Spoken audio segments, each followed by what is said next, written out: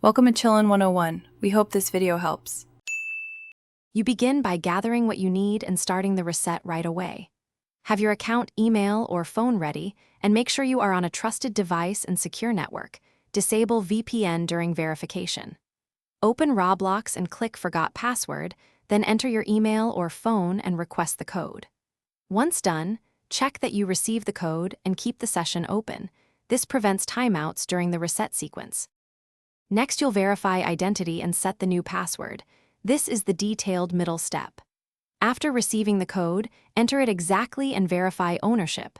If codes fail, request a new one and wait a minute before retrying.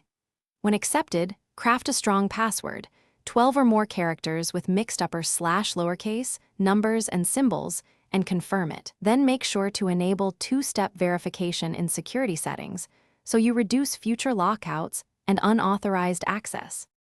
To finish, log out other devices and update any saved passwords in browsers or password managers so everything syncs cleanly.